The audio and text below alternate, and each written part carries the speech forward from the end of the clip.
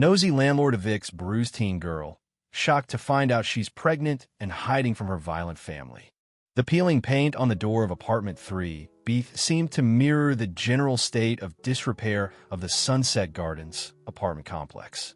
It was a low-income housing development on the outskirts of Bakersfield, California, a place where dreams went to wither under the relentless sun. Mr. Silas Abernathy, the landlord, stood before the door, a crumpled eviction notice clutched in his gnarled hand. He was a man in his late 60s, his face a roadmap of wrinkles etched by years of penny pinching and a general disdain for his tenants.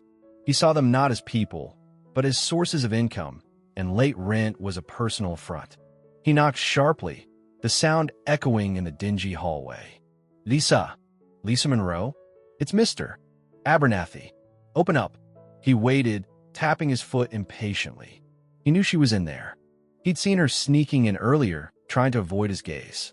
She was 17, he knew, and had been living alone in the apartment for the past few months, ever since her mother had supposedly gone to stay with relatives. Abernathy hadn't believed that story for a second, but as long as the rent was paid, he hadn't cared to pry. Now, though, the rent was 2 weeks late, and his patience had worn thin. The door creaked open, revealing a young girl with tired eyes and a bruised cheek. Lisa Monroe was small for her age, her thin frame swallowed by an oversized sweatshirt. Her dark hair was pulled back in a messy ponytail, revealing the full extent of the purple and yellow bruise that marred her left cheekbone. Mr. Abernathy, she said, her voice barely a whisper. I'm getting the money. I promise. Just a few more days. Abernathy scoffed. That's what you said last week, Lisa. I've been more than patient. You're behind on rent, and I have a business to run. This isn't a charity. He held up the eviction notice. This is your final warning. You have until the end of the day to pay the full amount, or you're out. Lisa's eyes welled up with tears. Please, Mr. Abernathy, she begged. I have nowhere else to go. I'm working as much as I can, but Abernathy cut her off, his voice cold and dismissive. Excuses, excuses. I've heard it all before. Everyone has a sob story. The fact is, you haven't paid your rent, and that's all that matters to me. He thrust the notice into her hand. End of the day, Lisa.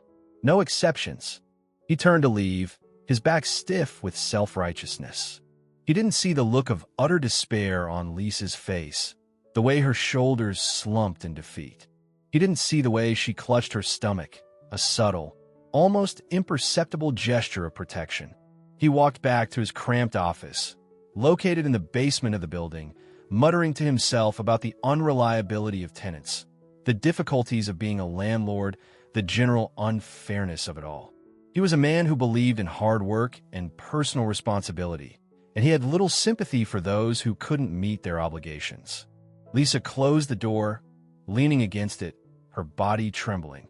She felt a wave of nausea wash over her, a combination of fear, stress, and the ever-present morning sickness that had plagued her for months. She was 7 months pregnant, a secret she had desperately tried to conceal, knowing it would only complicate her already precarious situation. She looked around the small, sparsely furnished apartment. It wasn't much, but it was all she had. It was her refuge, her sanctuary, the only place where she felt even remotely safe. Now, that was being taken away from her. She had been working double shifts at the local diner, trying to save enough money to pay the rent and prepare for the baby. But it was never enough. The cost of living, even in this rundown part of town, was overwhelming. And the tips were meager, barely enough to cover her basic needs. She walked over to the small, cracked mirror hanging on the wall. She stared at her reflection, at the bruised cheek, the tired eyes, the swollen belly that she tried so hard to hide under baggy clothes. She looked like a stranger, a ghost of the girl she used to be. She thought of her father, Frank, the source of her bruises, the reason she was alone in this apartment, the reason she was terrified. She had to get away from him, to protect herself and her unborn child. But where could she go? Who could she turn to? She sank onto the edge of the bed, her head in her hands, her body racked with sobs. She felt utterly alone, trapped in a nightmare with no escape. The eviction notice, crumpled in her hand, was the final blow, the tipping point. She had nowhere to go, no one to help her. She was lost, adrift, and utterly terrified. The landlord's callous indifference, his focus on the rent money, had blinded him to the desperate reality of her situation. He had seen the bruises, but he hadn't seen her, the frightened, pregnant teenager on the verge of losing everything. The aroma of burnt coffee and stale cigarette smoke hung heavy in the air of the cramped, cluttered mobile home. It was a familiar scent, one that Lisa had come to associate with fear and anxiety. She sat at the small kitchen table, picking at a plate of cold, scrambled eggs, her stomach churning with a mixture of nausea and dread. Her father, Frank, sat across from her, his face red and swollen from a night of heavy drinking. He was a large man, with a barrel chest and thick, calloused hands, hands that Lisa knew all too well could inflict pain. He glared at her, his eyes filled with a simmering anger that seemed to be constantly simmering beneath the surface. Her mother, Margaret, stood at the stove, her back to them, her shoulders slumped in defeat. She was a shadow of her former self, her spirit broken by years of abuse and neglect. She had long ago given up trying to protect Lisa, retreating into a world of silence and denial. "You're late again," Frank growled, his voice slurred with alcohol. "What have you been doing? Running around with those no-good friends of yours?" Lisa flinched, her body tensing. "I was at work, Dad," she said quietly. "I had a double shift." "Don't lie to me," Frank snapped. "I know what you're up to. You think I'm stupid." He stood up abruptly, his chair scraping against the linoleum floor. Lisa shrank back, her heart pounding in her chest. She knew what was coming. "I told you to be home by 10, Frank said, his voice rising. "You disobeyed me. You think you can just do whatever you want." He advanced towards her, his eyes blazing with anger. Lisa tried to stand up, to get away, but he grabbed her arm, his grip tight and painful. "Let go of me," she pleaded, her voice trembling. "You need to learn some respect," Frank snarled. He raised his hand and slapped her across the face, the force of the blow sending her reeling. Lisa stumbled backward, her cheeks stinging, tears welling up in her eyes. She curled up on the floor, her body shaking, trying to make herself small, to disappear. Margaret turned around, her face pale and drawn. She looked at Lisa, then at Frank, her eyes filled with a mixture of fear and helplessness. But she said nothing. She had learned long ago that silence was the safest course of action. Frank continued to rant, his voice echoing through the small mobile home. He berated Lisa, calling her names, accusing her of being a worthless, ungrateful daughter. The abuse had been going on for years, escalating gradually from verbal insults to physical violence. It had started when Lisa was a young child, small punishments for minor infractions. But as she grew older, the abuse became more frequent, more severe. Frank was a man consumed by anger, by resentment, by a deep-seated insecurity that he masked with aggression. He took his frustrations out on Lisa, on the one person he could control, the one person who couldn't fight back. Lisa had tried to tell her mother, to beg for help, but Margaret had always turned a blind eye. She was too afraid of Frank, too dependent on him, to intervene. She had chosen to protect herself, to survive, at the expense of her own daughter. The pregnancy had been a terrifying secret, a burden Lisa had carried alone. She had been seeing a boy, Mark, a classmate from school. He was kind and gentle, a stark contrast to her father.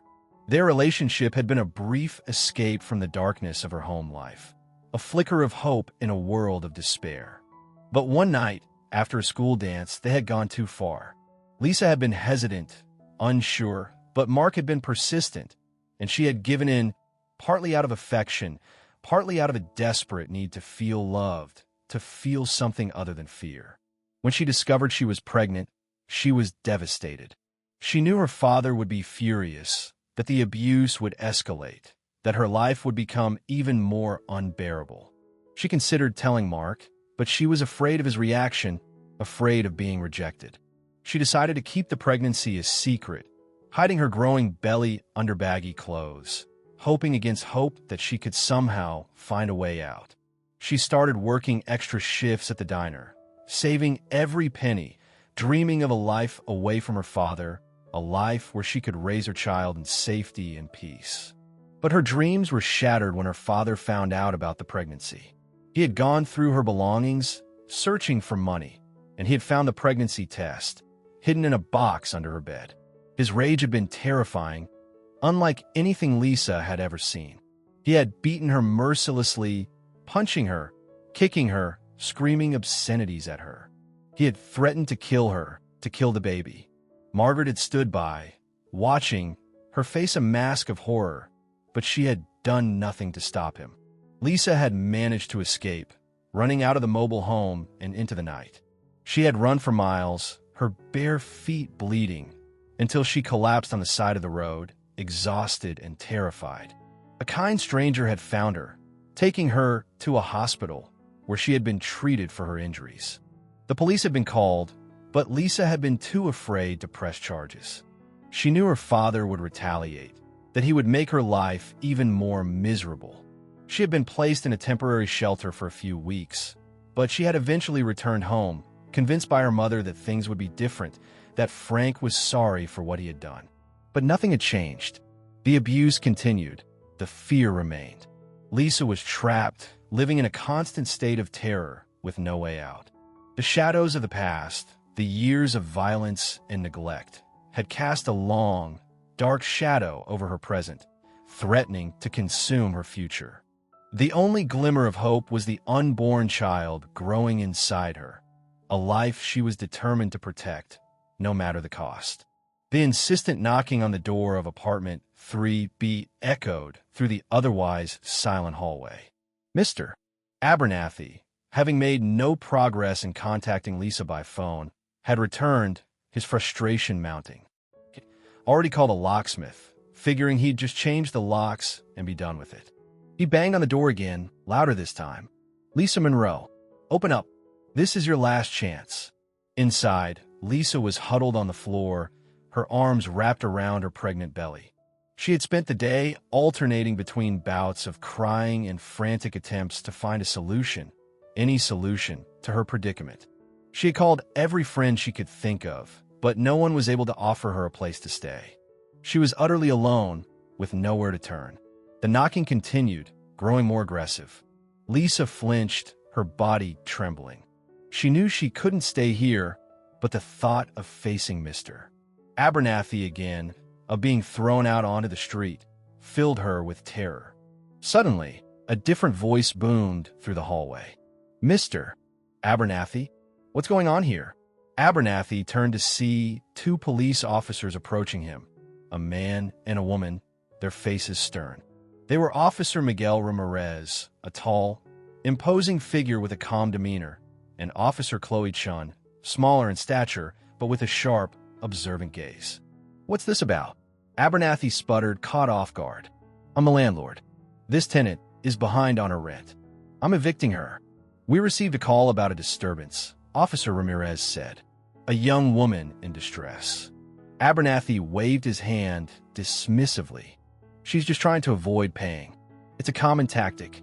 Officer Chin stepped forward, her eyes fixed on Abernathy. "We need to speak with the tenant, sir. Step aside." Abernathy hesitated, his face flushing with anger. He didn't like being challenged, especially by the police, but he knew he couldn't refuse. He reluctantly stepped aside, muttering under his breath about interfering busybodies. Officer Ramirez knocked gently on the door. "Lisa, it's the police. We're here to help. Can you open the door?" Lisa's heart leaped with a mixture of fear and hope. The police? Could they actually help her? She slowly got to her feet, her legs shaky, and cautiously opened the door. She stood there, silhouetted in the doorway, her face pale and bruised, her pregnant belly clearly visible. Officer Ramirez and Officer Chun exchanged a look, their expressions hardening. "Lisa, are you all right?" Officer Ramirez asked, his voice gentle. Lisa shook her head, tears streaming down her face. "No," she whispered. I need help." Officer Chin stepped forward, placing a reassuring hand on Lisa's arm. "We're here for you, Lisa. Tell us what happened." Lisa hesitated, her eyes darting towards Mr. Abernathy, who was hovering nearby, his face a mask of concern that seemed forced and unconvincing. He's evicting me," Lisa said, her voice trembling. "I'm late on rent. I have nowhere to go." "And the bruises?" Officer Ramirez asked, his gaze fixed on Lisa's face. Lisa's hand flew to her cheek, her eyes widening with fear. She hadn't realized how visible the bruise was. She looked down, unable to meet the officer's eyes. I fell," she mumbled. Officer Chin gently tilted Lisa's chin up, forcing her to look at them.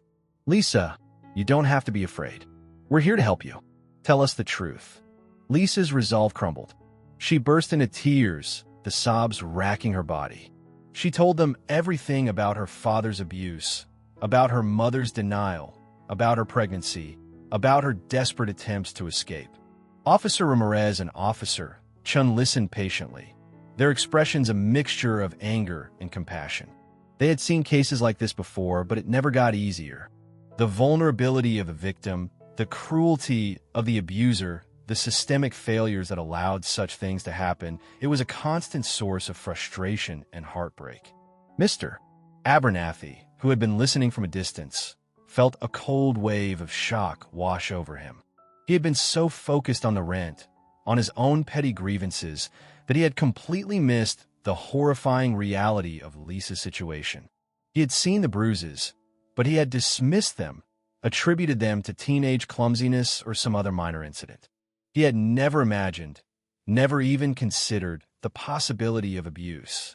He felt a pang of guilt, a sharp, unfamiliar sensation that pierced through his usual self-absorption.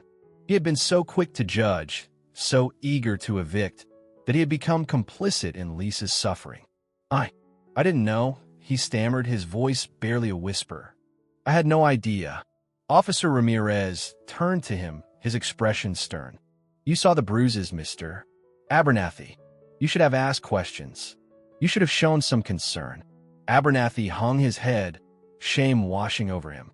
He couldn't deny the truth of the officer's words. He had been blinded by his own greed, his own indifference. Officer Chen turned back to Lisa. "We're going to get you some help, Lisa," she said. "You're not going back to that apartment. We'll take you to a safe place where you can get medical attention and support." Lisa nodded, her eyes filled with a mixture of relief and gratitude.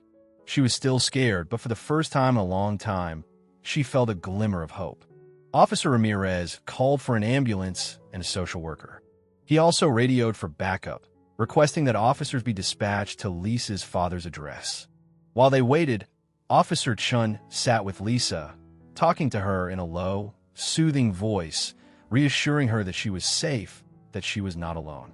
She learned about Lisa's pregnancy, about her lack of support, about her desperate attempts to find a way out. Mr. Abernathy stood nearby, watching the scene unfold, his mind racing. He felt a growing sense of responsibility, a need to make amends for his actions. He had been so quick to judge, so quick to condemn, and now he realized the devastating consequences of his callousness. He thought of his own daughter, Sarah, who was around Lisa's age. He hadn't seen her in years, their relationship strained by a bitter custody battle and his own stubborn pride. He suddenly felt a pang of regret, a longing to reconnect with her, to be a better father. He knew he couldn't undo what he had done, but he could try to make things right.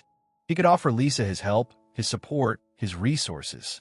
He could use his position, his wealth, to make a difference in her life. As the ambulance arrived and Lisa was being gently helped inside, Mr. Abernathy approached Officer Ramirez. "Officer," he said, his voice trembling slightly, I want to help. What can I do? I have some money. I could find her a better place to stay. I just want to make things right." Officer Ramirez looked at him, his expression skeptical at first, then softening slightly. He saw the genuine remorse in Abernathy's eyes, the flicker of conscience that had finally been awakened. "That's good to hear, Mr. Abernathy," he said. "But right now, Lisa needs professional help. She needs medical attention, counseling, and a safe environment. The best thing you can do is cooperate with the investigation and let the social workers do their job. Abernathy nodded, his head bowed. He knew the officer was right. He couldn't just throw money at the problem and expect it to go away. He had to face the consequences of his actions, and he had to allow Lisa to heal, to find her own path. But he also knew that he wouldn't abandon her. He would find a way to help, to support her, to make amends for his callousness. He had been given a second chance, a chance to redeem himself, and he wouldn't waste it. The intervention of the police had not only saved Lisa from immediate danger, but it had also sparked a transformation in Mr. Abernathy, a slow but significant shift from indifference to empathy, from greed to a desire for redemption. The consequences of his actions were far-reaching, but they also held the potential for positive change for both Lisa and himself. The silence in Mr.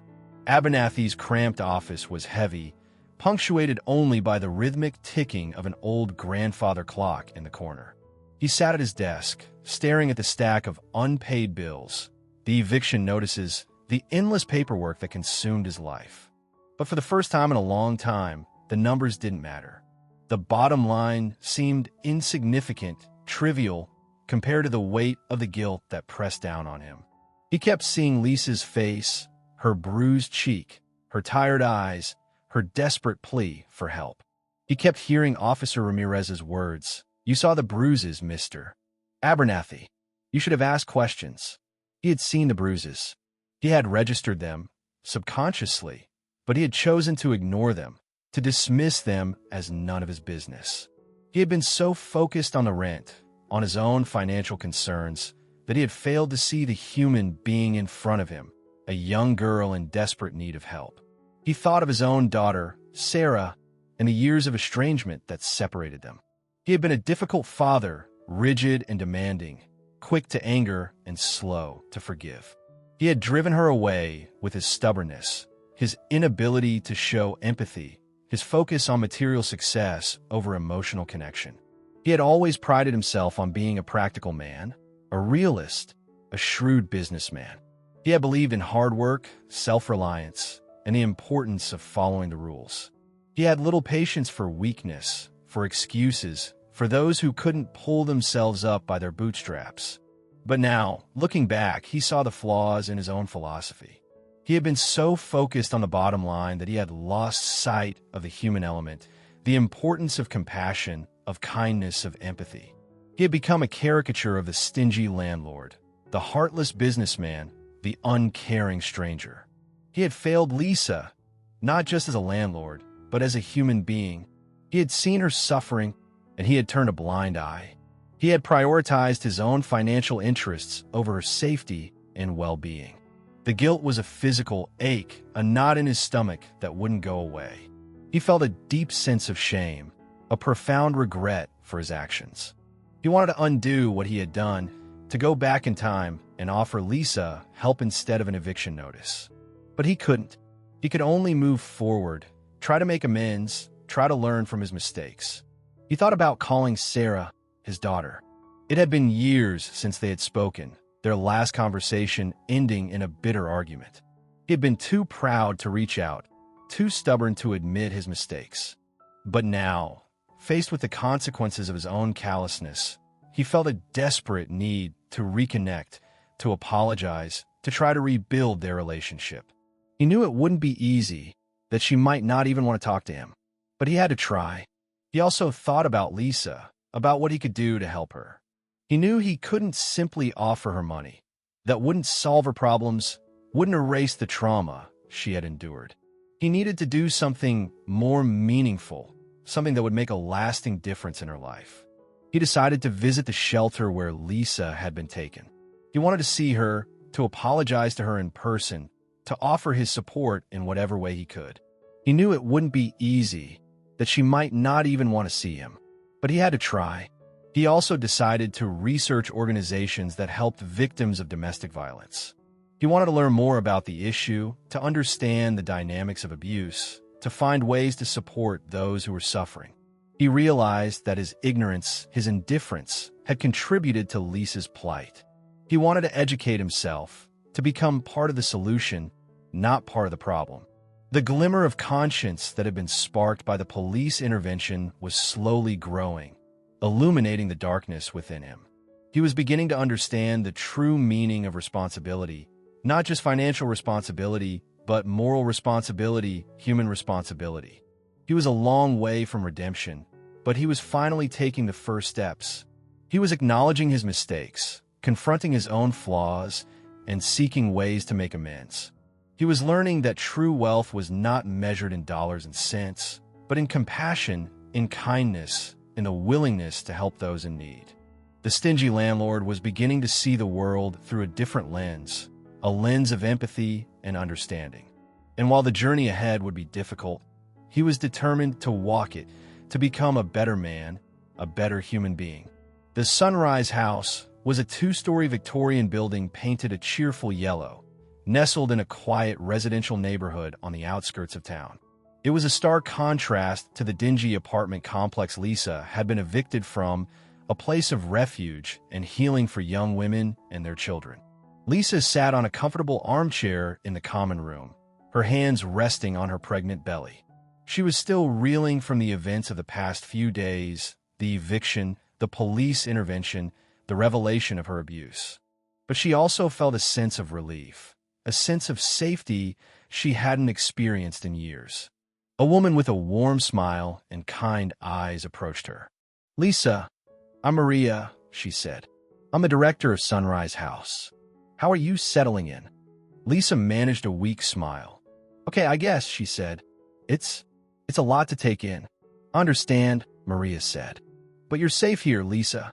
We're here to help you." Maria explained that Sunrise House was a transitional living facility for young women who had experienced domestic violence, homelessness, or other forms of trauma. They provided housing, counseling, job training, parenting classes, and other support services to help residents rebuild their lives. "We'll work with you to create a plan," Maria said. "We'll help you get back on your feet, prepare for the arrival of your baby, and achieve your goals." Lisa felt a surge of hope. It sounded too good to be true. She had been so used to fending for herself, to struggling alone, that the idea of having support, of having people who cared, was almost overwhelming. Over the next few days, Lisa began to adjust to her new surroundings. She met the other residents, young women from all walks of life, each with their own story of hardship and resilience. They bonded over shared experiences, offering each other comfort and encouragement.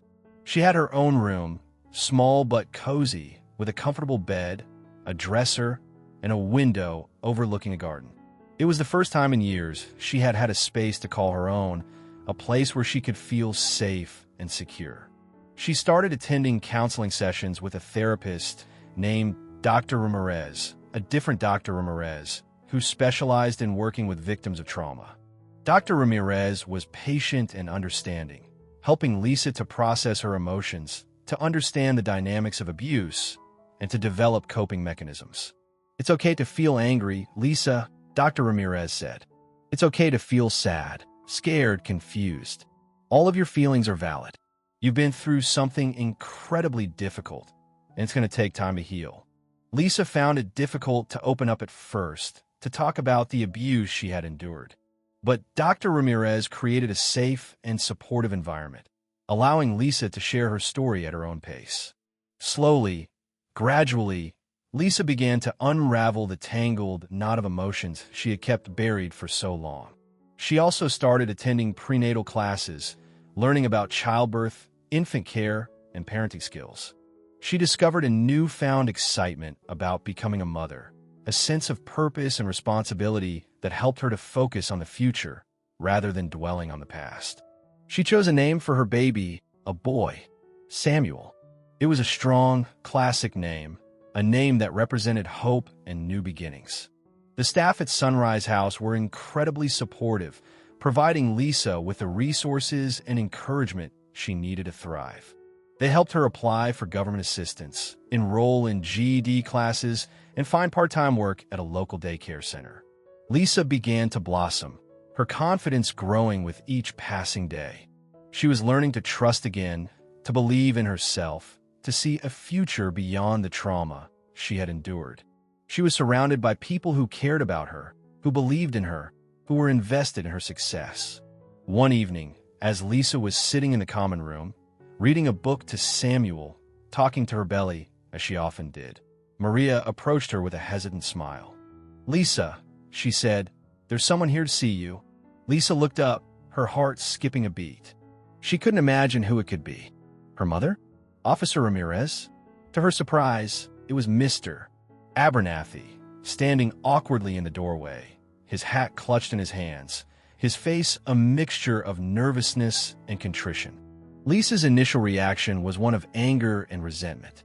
She remembered his callousness, his indifference, his eagerness to evict her. But as she looked at him, at his downcast eyes, his trembling hands, she saw something else, genuine remorse. "Mr. Abernathy," she said, her voice cautious. "What are you doing here?" He took a deep breath, his eyes meeting hers. "Lisa," he said, his voice choked with emotion, I came to apologize. I was wrong. I was so wrong. I didn't understand. I didn't see. I'm so sorry." Lisa stared at him, speechless. She had never expected an apology from him, had never imagined he was capable of feeling remorse. "I saw the police report, Mr. Abernathy continued. "I read about what your father did to you. I couldn't believe it. I was so focused on the rent, on my own problems, that I didn't see what was right in front of me." He stepped closer, his eyes pleading for understanding. "I know I can't undo what I did," he said, "but I want to help. I want to make amends. Please, tell me what I can do." Lisa hesitated, her mind reeling. She was still hurt, still angry, but she also saw the sincerity in his eyes, the genuine remorse in his voice. She had been so alone for so long, so desperate for help. Could she afford to turn away this unexpected offer of support? "I don't know," she said, her voice trembling. "I need time to think." Maria, who had been observing the exchange from a distance, stepped forward. "Mr. Abernathy," she said, "we appreciate your offer to help. Lisa is in a safe place now, and she's receiving the support she needs. But perhaps there are ways you could contribute to her long-term well-being." Abernathy nodded eagerly. "Anything," he said. "I have some money saved. I could help with her expenses, with the baby's needs.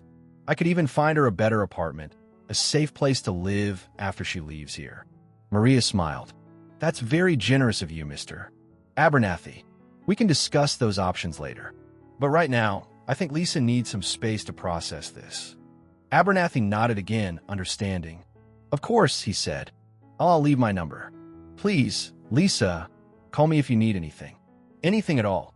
He handed Lisa a card with his contact information, then turned and left, his shoulders slumped, his steps heavy. Lisa watched him go, her mind a whirlwind of conflicting emotions. She was still wary, still unsure of his motives. But she also felt a flicker of hope, a sense that maybe, just maybe, this unexpected encounter could lead to something positive. Over the next few weeks, Lisa continued her therapy, her prenatal care, and her preparations for motherhood. She thought about Mr. Abernathy's offer, weighing the pros and cons, discussing it with Dr. Ramirez and Maria. She eventually decided to accept his help, but on her own terms. She agreed to let him contribute to a fund for Samuel's education, and she allowed him to help her find a safe and affordable apartment. But she made it clear that she didn't want his pity. She didn't want his charity. She wanted his respect, his understanding, and his commitment to making amends for his past actions. Mr.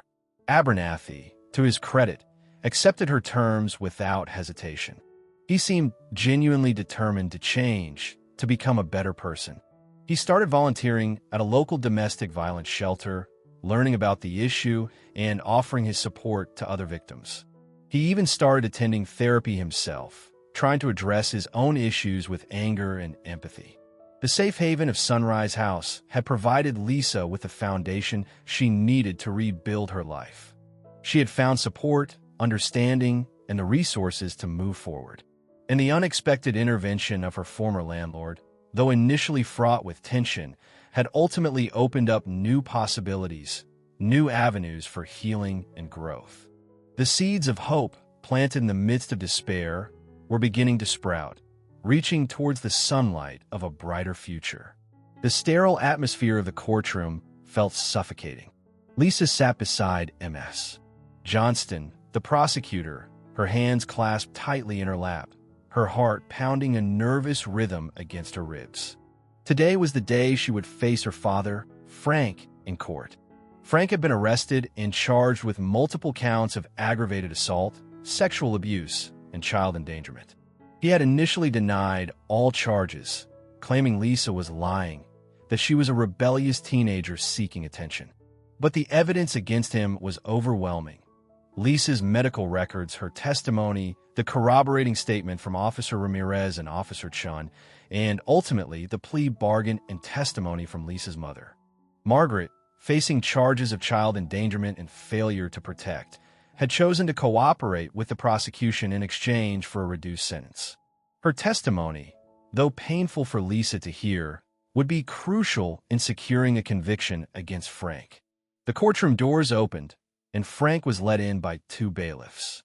He was dressed in an orange jumpsuit, his hands cuffed, his eyes downcast. He looked smaller, somehow, than Lisa remembered, his usual bluster and aggression replaced by a sullen resignation. He didn't look at Lisa. The judge entered, and the proceedings began. Ms. Johnston, in her opening statement, painted a stark picture of the abuse Lisa had suffered, the years of violence and fear, the betrayal by her own parents. She emphasized the vulnerability of the victim, the power imbalance between father and daughter, and the long-lasting impact of the trauma. Frank's lawyer, a public defender named Mr. Davis, presented a weak defense, arguing that Lisa was a troubled teenager with a history of lying and that the evidence was circumstantial. He tried to paint Frank as a strict but loving father who had simply been trying to discipline his unruly daughter. The first witness called was Officer Ramirez. He recounted his encounter with Lisa on the night of the eviction, describing her bruised and terrified state, her desperate plea for help. He testified about his observations at the apartment complex, his interaction with Mr. Abernathy, and his initial assessment of the situation. Officer Chun then took the stand, corroborating Officer Ramirez's testimony and adding her own observations about Lisa's emotional distress and the evidence of abuse. The medical examiner followed, presenting the clinical findings that confirmed Lisa's injuries and the evidence of sexual assault. The testimony was graphic and disturbing, but necessary to establish the severity of the abuse. Lisa listened to the testimony, her body trembling, her emotions a chaotic mix of anger, sadness, and fear. It was excruciating to relive the trauma, to hear the details of her abuse dissected in such a clinical and public manner. But she knew it was necessary, that she had to be strong, that she had to speak her truth. Finally, it was Lisa's turn to testify. She walked to the witness stand, her legs shaky, her hands clammy. She swore to tell the truth, the whole truth, and nothing but the truth. Ms. Johnston guided her through her testimony, asking her to recount the years of abuse, the specific incidents of violence, the emotional toll it had taken on her. Lisa spoke slowly and deliberately, her voice clear and strong, despite the tears that streamed down her face. She described the physical assaults, the slaps, the punches, the kicks. She described the sexual abuse, the forced touching, the violation of her body. She described the constant fear, the feeling of being trapped, the sense of hopelessness that had consumed her. She told the jury about her pregnancy, about her desperate attempts to hide it from her father, about her fear of what he would do if he found out. She described the night he discovered the pregnancy test, the brutal beating that had followed, the moment she had finally decided to run. The courtroom was silent, the only sound Lisa's voice and the occasional muffled sob. The jury listened intently, their faces etched with a mixture of horror, sympathy, and disbelief. Then came the cross-examination. Mr. Davis, Frank's lawyer, approached Lisa with a practiced air of skepticism. He tried to undermine her credibility, suggesting that she was exaggerating, that she was lying, that she had a motive to fabricate the allegations. Isn't it true, MS Monroe, he asked, his voice laced with sarcasm, that you were a difficult teenager, that you often disobeyed your parents, that you had a history of running away? I ran away because my father was abusing me, Lisa replied, her voice firm. Isn't it true that you were sexually active with other boys? I had a boyfriend, Lisa said, but that doesn't give my father the right to abuse me. Mr. Davis continued his relentless questioning, trying to poke holes in her story, to confuse her, to make her doubt herself. But Lisa held her ground. She had been through worse, and she would not be intimidated. She had Sarah Jenkins, her therapist, and the support of the other girls at Havenwood to thank for the strength. The final witness for the prosecution was Margaret, Lisa's mother. She took the stand, her face pale and gaunt, her eyes filled with a mixture of guilt and shame. She had agreed to testify against Frank as part of her plea bargain, and her testimony was crucial to the prosecution's case. Under questioning from MS Johnston, Margaret admitted that she had known about the abuse, that she had seen the bruises on Lisa's body, that she had heard her crying at night. She confessed that she had been afraid of Frank, afraid of what he would do to her, to Lisa, if she intervened. I was a coward, she whispered, her voice choked with emotion. I failed my daughter. I should have protected her, but I didn't. Her testimony was a devastating blow to Frank's defense. It corroborated Lisa's story and exposed the full extent of his cruelty and Margaret's complicity. After both sides rested their cases, the jury was sent to deliberate. The waiting was agonizing for Lisa. She sat in a small room with MS Johnston and Maria from Havenwood, her stomach churning with anxiety. She had done everything she could, told her story truthfully and courageously. Now it was out of her hands. Hours passed, stretching into an eternity. Finally, the jury returned.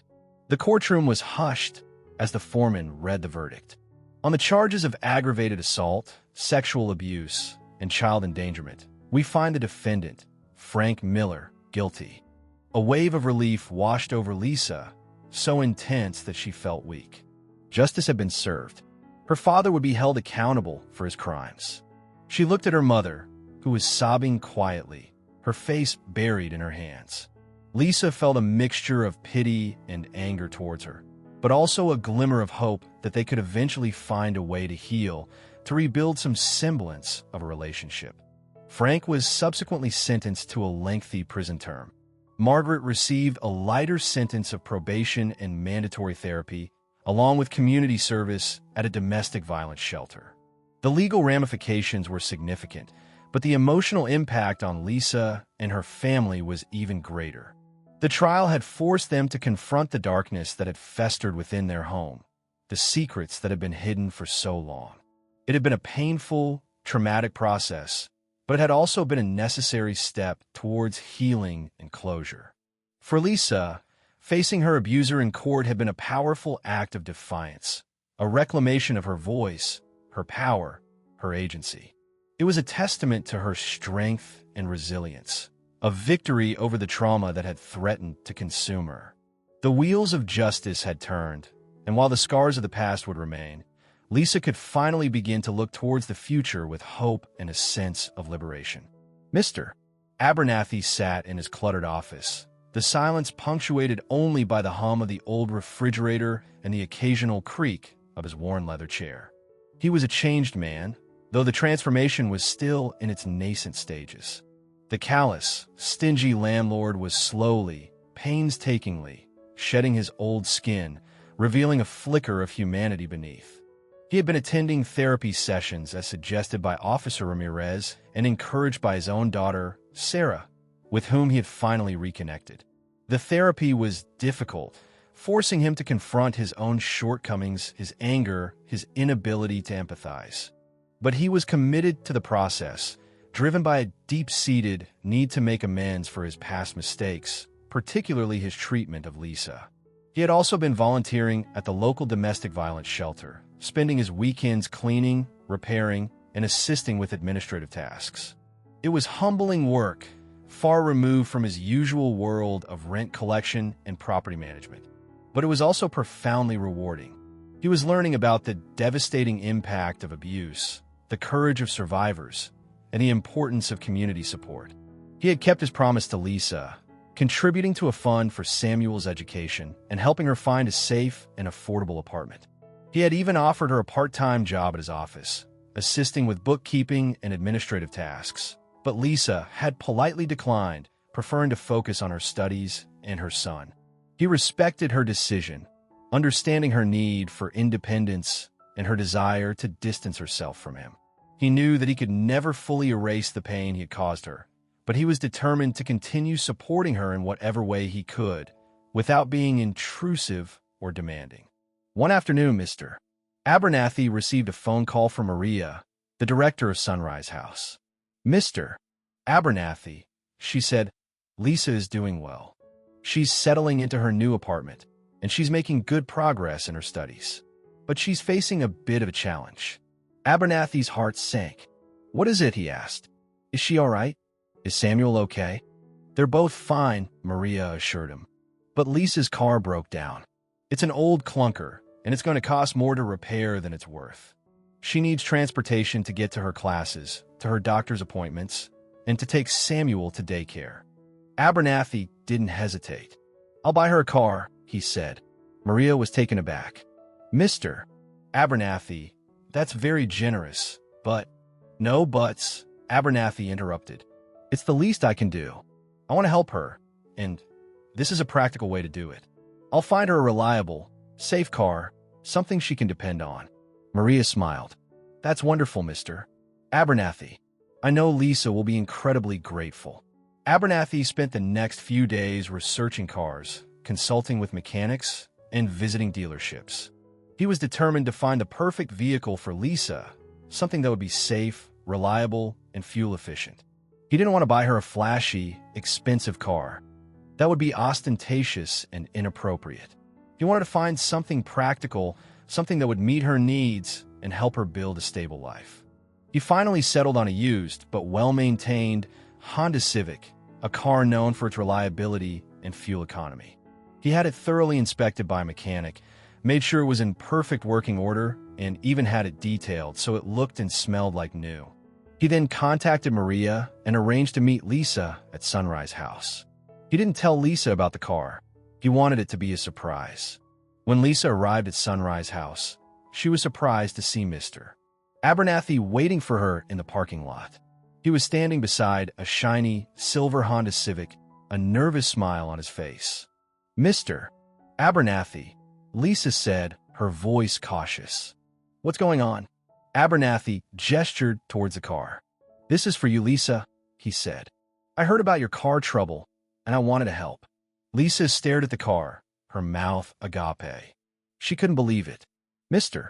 Abernathy, the stingy landlord who had evicted her, was giving her a car?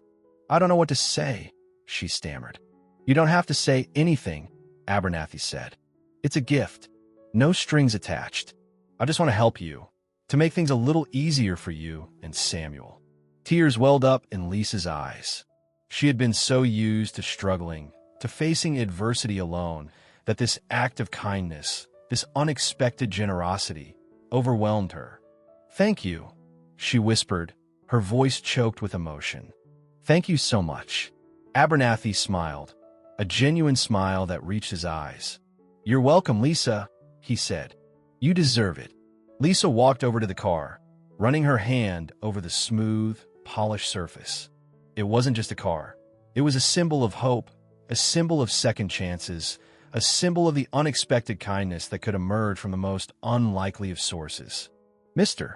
Abernathy's road to redemption was long and winding, but he was committed to walking it, one step at a time. He was learning that true wealth was not measured in material possessions, but in the ability to make a positive difference in the lives of others. He was transforming from a callous, self-absorbed landlord into a compassionate, empathetic human being. And while he could never fully erase the past, he was determined to create a future where he could be a force for good, a source of support for those in need. The gift of the car was not just a practical solution to Lisa's transportation problem. It was a symbol of his transformation, a tangible representation of his commitment to making amends and building a better future for himself and for those whose lives he had touched. 5 years later, the sun shone brightly on the small but vibrant community garden. Lisa, now 22, knelt beside a raised bed, her hands gently tending to a row of thriving tomato plants. Beside her, Samuel, now a rambunctious 5-year-old, played with a toy truck, his laughter echoing through the air. Lisa had come a long way since the dark days of her eviction and her father's abuse. She had graduated from her GED program, earned an associate's degree in early childhood education, and was working as a teacher's assistant at a local preschool. She loved working with children, nurturing their curiosity, and helping them develop a love of learning. She was determined to give him the stable, secure childhood she had never had, to protect him from the shadows of her past. She had moved into a small but comfortable apartment in a safe neighborhood, thanks in part to Mr. Abernathy's assistance. She had maintained a cautious but cordial relationship with him, accepting his continued support without ever fully forgetting his initial callousness. He had become a surprisingly consistent presence in their lives, a sort of awkward, reformed grandfather figure to Samuel. He regularly sent Samuel gifts. Mr. Abernathy, now well into his 70s, had undergone a remarkable transformation. He had sold the Sunset Gardens apartment complex, using the proceeds to establish a foundation dedicated to supporting victims of domestic violence. He had become a vocal advocate for abused women and children, sharing his own story of regret and redemption and urging others to take action. He continued his therapy, working through his own issues and striving to become a better man. He had even managed to reconnect with his daughter, Sarah, their relationship slowly healing after years of estrangement. Lisa's mother, Margaret, was still a part of her life, but their relationship remained complex. Margaret had completed her probation and therapy, and she was working hard to stay sober and rebuild her life. She deeply regretted her failure to protect Lisa, and she was trying to make amends, but the scars of the past were slow to heal. Lisa had learned to forgive her mother, understanding the fear and manipulation that had kept her trapped, but she also maintained healthy boundaries, protecting herself and Samuel from any potential harm. The community garden was a project Lisa had initiated, a way to give back to the neighborhood that had embraced her. She had secured a small grant, rallied volunteers, and transformed a vacant lot into a thriving oasis of green. It was a place where neighbors could come together, grow their own food, and build a sense of community. As Lisa watched Samuel play, her heart swelled with love and gratitude. She had overcome so much, endured so much pain, and yet she had emerged stronger, more resilient, more determined to create a better future. She had learned that healing was a journey, not a destination. There were still days when the memories of the past haunted her, when the fear and anxiety threatened to overwhelm her. But she had developed coping mechanisms, she had a strong support system, and she had an unwavering belief in her own strength. She had also learned the power of forgiveness, not just for others, but for herself. She had forgiven her mother, she had forgiven Mr. Abernathy, and she had finally forgiven herself for the guilt and shame she had carried for so long. She knew that the lingering impact of the abuse would always be a part of her, a shadow that would occasionally darken her days. But she had learned to live with it, to manage it, to use it as a source of strength and motivation. She had become an advocate for other victims, sharing her story, offering hope and encouragement, and working to prevent the cycle of abuse from continuing. She was a living testament to the power of resilience, the possibility of healing, and the enduring strength of the human spirit. As the sun began to set, casting a warm golden glow over the garden, Lisa gathered Samuel into her arms. "Time to go home, sweetie," she said. Samuel wrapped his arms around her neck, hugging her tightly. "I love you, Mommy," he said. "I love you too, my little sprout," Lisa replied, her voice filled with emotion. They walked hand in hand towards their car, the same reliable Honda Civic that Mr. Abernathy had given her years ago. It was a reminder of the unexpected kindness that had emerged from a dark and difficult time, a symbol of the new beginnings that had blossomed from the ashes of her past.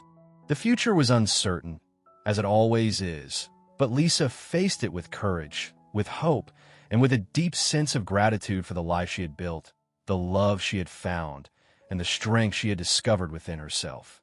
The bruised, pregnant teenager who had been evicted from her apartment had blossomed into a strong, resilient woman, a loving mother, and a passionate advocate for change. Her story was a testament to the enduring power of the human spirit to overcome adversity and to create a world filled with hope, healing, and love. The lingering impact of the past was not just about pain and trauma, but also about resilience, growth, and the enduring possibility of new beginnings.